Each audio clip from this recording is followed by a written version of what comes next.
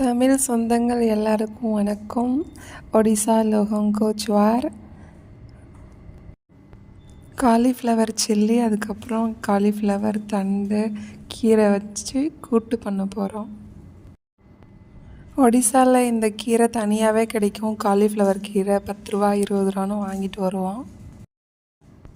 சூடான தண்ணியில் கொஞ்சமாக மஞ்சத்தூள் போட்டு காலிஃப்ளவரை மூடி வச்சுக்கலாம். இது வரைக்கும் என்னோடய சேனலை சப்ஸ்கிரைப் பண்ணி எனக்கு சப்போர்ட் பண்ணுற எல்லா சொந்தங்களுக்கும் நன்றி. இப்போ காலிஃப்ளவரை தனியாக எடுத்து வச்சுட்டு கொஞ்சமாக லெமன் போட்டுக்கலாம். காலிஃப்ளவரை ஒடிசாவில் ஃபுல்கோவின்னு சொல்லுவாங்க. அதில் வர அந்த கீரையை ஃபுல்கோவி சாகுன்னு சொல்லுவாங்க.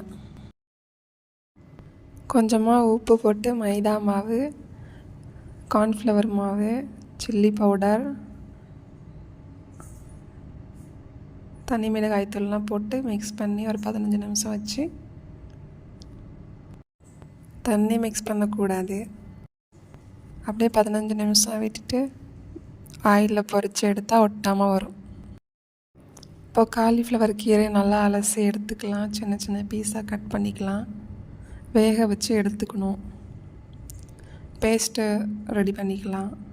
வேர்க்கடலை, பட்டை மிளகாய், பூண்டு பேஸ்ட் பண்ணி எடுத்துக்கலாம்.